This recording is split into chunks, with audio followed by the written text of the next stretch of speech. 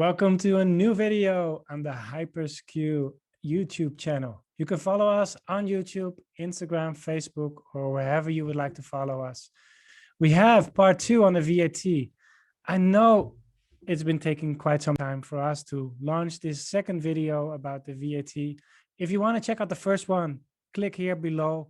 I'm sure you get the foundations of what's going on, what are the changes, and why these changes particular. This episode is going a little bit deeper because we want to share with you what's the real impact and how you can prepare and give you an understanding of the players involved. This is something that I don't think everything is set in stone yet.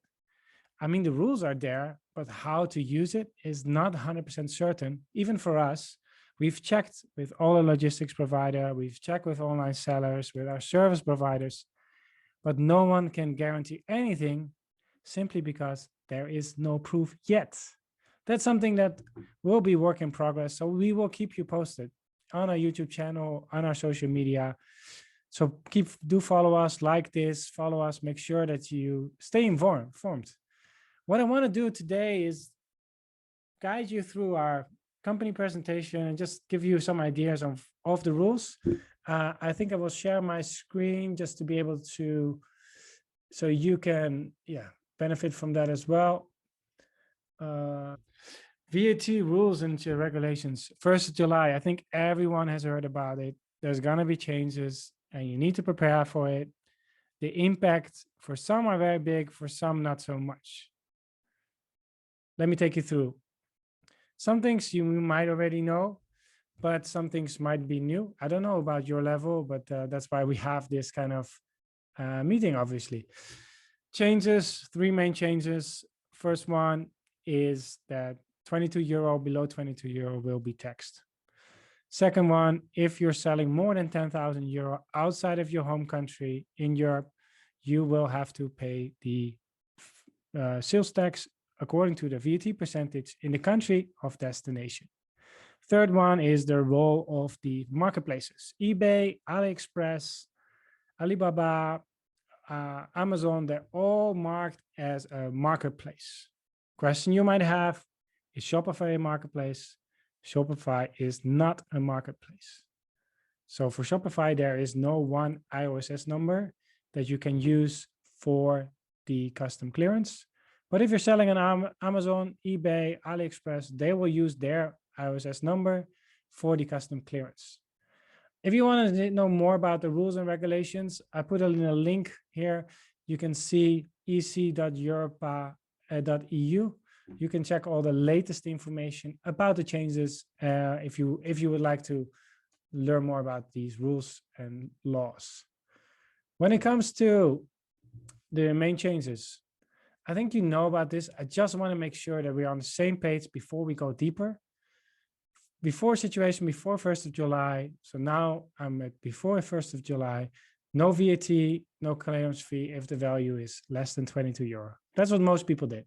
Declare it below €22 and there will be no taxes. Then between €22 and €150, there will be taxes, but no import duty. Now, basically, after 1st of July, everything will be pressed into €0 to €150. And for that, you will have to pay the VAT. Someone has to pay. Sorry, doesn't have to be you. It can be the consumer or it can be the seller. That's up to you, which one you like.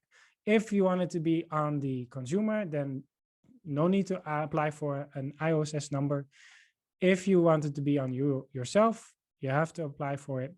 If you don't want to use your own, then you can ask for your service provider or the platform to provide one IOSS number to you. Why this new rule? Well, basically, Europe wants to create a level playing field for all the entrepreneurs in Europe. It was kind of an unfair competition because one that was outside the EU didn't have to pay tax. The one was in the EU had to pay tax. That's something that the European Union wanted to stimulate, to have more entrepreneurship in the EU. Second, I think the main reason is in the end, missed taxes. They missed out on a lot of taxes amount, billions and billions. And that's something that is a missed opportunity, and that cash, of course, they want to keep. Third one is to have a compliant flow of goods. Compliant flow of goods is means that the data is being shared and that the data is accurate. And that will create a more transparent flow. And that's in the end what the European Union wants, to capture data that's valuable and relevant. My apologies. All right. What will change for whom? And this is, I think, very important. Whenever you're reading an article, make sure who is the source. Because all the articles that I've read are coming from someone who's trying to sell you something. And I cannot blame them, because this is a great opportunity to sell something new. So we're trying to give you a more transparent way of providing you information on what's actually changing. So when you look at the stakeholders, what changes will happen? First of all, the consumer. The consumer, they still want fast shipping and at an affordable price. That's not changing, but the consumer's voice will be more and more important, because how would they respond if they suddenly have to start paying the VAT? So I think that's going to be an issue, but we'll see. Probably more and more people will start using IOSS system just to be able to have the consumer happy. But the online seller, in the end, they want to pay the lowest possible costs with fast shipping. Understandable, each entrepreneur has a P&L. They want to reduce their cost and increase their profit. That's very normal, but that's a different priority than, for example, the logistics provider have. The logistics provider, they're taking a lot of risk, because in the end, they're the ones shipping it. Logistic provider, in this case, I mean, Chinese logistics providers such as Yun Express, Yanwen, CNE, 4PX, all these players, they're the ones that are flying it from China to Europe, in this case, to the EU. And then after clearance, it will be handed over to the postal company or DHL or any last mile provider. They want to have limited risk, so that means good data, and they want to have fast throughput. Not parcels that stay for weeks, but parcels that are coming in and going out, so that they have a smooth flow. That's the angle, what they're trying to do on how to develop their supply chain. For the customs and intermediary that you might appoint, correct filing of with their data transparency for them is crucial. This is the whole idea. They, in the end, the ones that invented this whole system. They want correct filing, and they will enforce this. Maybe not in the short term, but definitely in the long term, because this IOSS rules are not a short-term play. These are several phases that they're going to implement in the coming years, and each of them will be more and more strict, just to be able to get more control on the supply chain. I know this is something that's going to take a few years, but it's going to happen. And then another stakeholder is your accountant. Your accountant wants to have you to provide the data, your cost, your revenue. That information also needs to be subtracted, especially your tax payments. And the last one, the platforms. The European Union have created rules, particularly for the platforms, to make them more responsible and accountable for what's happening. So their intention is to prevent fines and that they get bad reviews or media press, and that will impact their valuation. So that's something they will definitely want to prevent. There are two systems that have been created by the European Union, and you need to know both. One is called, let me move myself a little bit to the top. And one is the IOSS. I mentioned it already before. IOSS stands for Import One Stop Shop. That means that all your imports will be custom cleared under this IOSS number, which can be your own or someone else's. But once it's cleared, then the consumer will not be informed or will not get any information about paying taxes or anything. The second one is the OSS. I think they're very confusing because you hear them all the time. You hear IOSS, OSS, which one is which? With the I is for import. That's something you can remember by. Without is for sales. So that means your sales tax will be charged based on where the sales took place. So if you're selling in Sweden, then you pay according to the Swedish tax. If you're selling in Germany, according to the German tax. This is actually has been made quite convenient with these two tools for online sellers that are now need to pay the import tax. They just use the IOSS number. Done. No need to worry about it anymore. They need to pay for the sales tax. They just use one entity, their home entity. No need to apply for any entity outside of their home country. Just use OSS and it's done. From that point of view, it's actually much more convenient, this new setup. But I know what it really impact it will really have on your day-to-day sales. That is still something that people want to know before they're going to be happy about new rules, because new rules means changes. You have to figure out your business model again, which is in the end quite tough. And I fully understand that. When you talk about the process flow, there are two flows, with IOSS and without. On the left, you see with IOSS number, which means there is a central clearance. Goods will be sent out in bulk, will arrive in one port, which in this case, Belgium, and then it will be forwarded to the country of destination, and clearance has been taken place already at arrival. This flow is called DDP. Maybe you've heard about it, duty delivered paid. It means including the taxes. The receiver will not be involved in anything. They will just get the parcel delivered. The other option is not using IOSS. Then you will have a DDU flow, duty delivered unpaid, which means the receiver is responsible to pay for the taxes. The clearance will also be done in the country of destination, not in the country of arrival, but in the destination, which will then again cause some delays because it will pass on to someone else. It is not the ideal flow. I think for people that may be trying to stay invisible or they don't want to apply for their sales tax, they might try this select way without the IOSS number. It could work, I don't know, but it is not consumer friendly, because in the end there will be a delay. Consumer will have to pay. You might have to compensate these consumers for that, and you will get bad reviews and a lot of returns. But then in the end, that's up to you. I want to make it clear about the flow. I'm not here to judge you what is the right one or what's the wrong one. I'm here to educate you on what's the flow, what's happening in the supply chain, and who can help you where. For you, it all starts with getting an understanding. And that's the main purpose of this video. I'm not trying to sell you anything. I want to share with you what's happening and what's your options. Before we go deeper in the calculation, I think it's important that you know what countries belong to the EU, because the EU is not the same as Europe. Maybe some people think that it might be the same as Europe. Well, it's not. I marked in blue which one are part of the EU.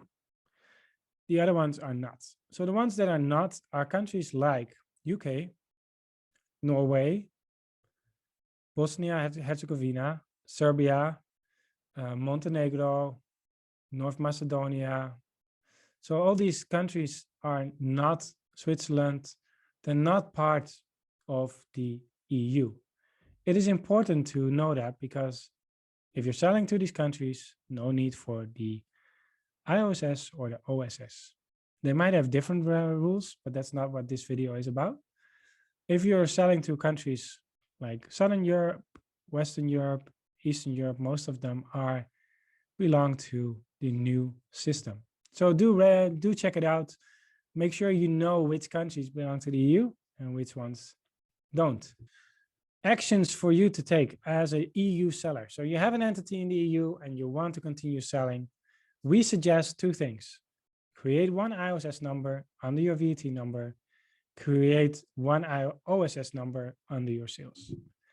If you want to know who to contact, where to contact, this link below under the text is showing all the contact details for your country, who to contact, email address, phone number, link, very valuable information. Do check it out, because it will help you to clarify what you have to do to be ready. This is what it looks like. I don't know if this is in Dutch, so I'm not expecting you to be able to understand fully what is written, that's all fine. I want to make sure that you get an understanding of what it looks like. So basically, this is EU VAT one desk system, if I translate it.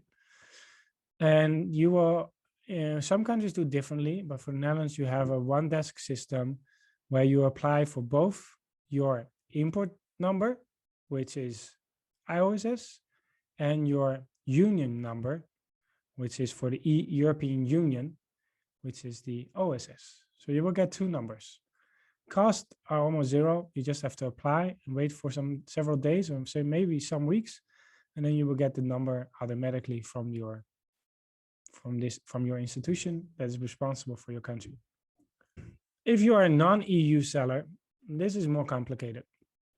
You still need the IOSS number. You still need the OSS number, as far as I know, at least. If I'm wrong, please correct me, because I am not a saint. I don't know all the details yet. So please do. I need you guys as well to educate our sellers, our users, the people following that want to learn more on changes that might have happened after the recording this video. And the third one is to appoint an intermediary, which is basically a fiscal representative.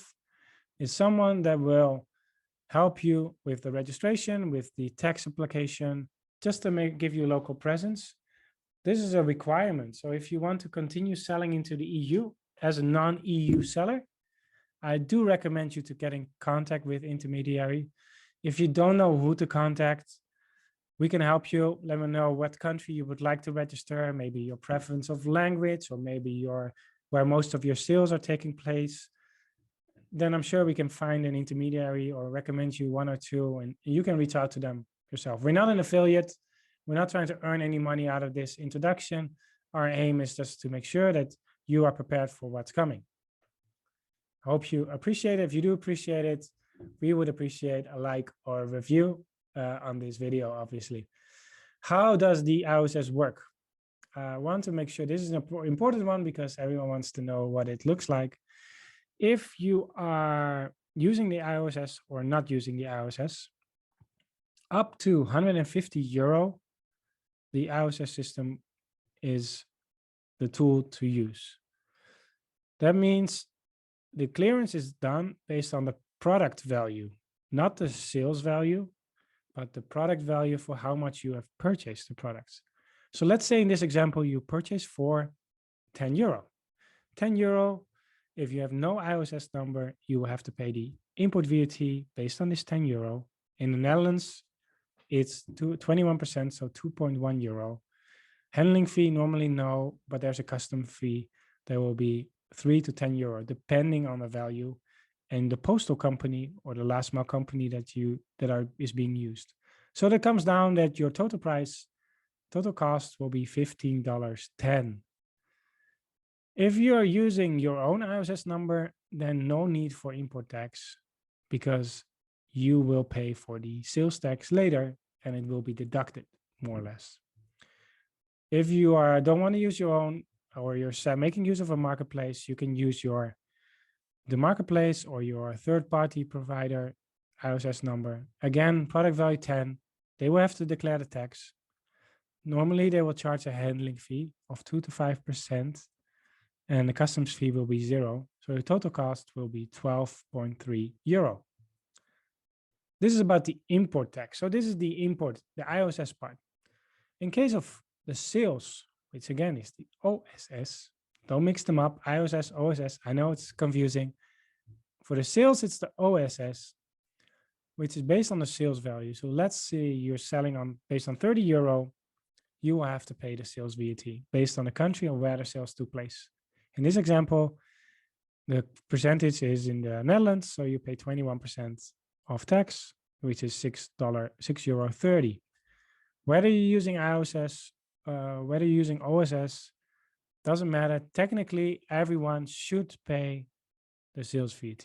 I know many have not and are not and might still not. That's up to you. Then you will not have to, whether you pay or not pay. It's not up to me to have them make your decision on that. It is a risk. It might customs might claim back several years back in time.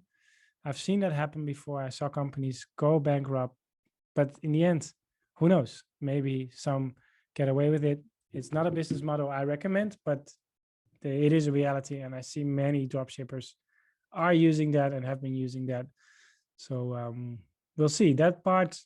I hope I can provide more information if there's a solution or more clarity about the OSS. What I do know is that the European Union is using a phased approach on how they implement these new rules.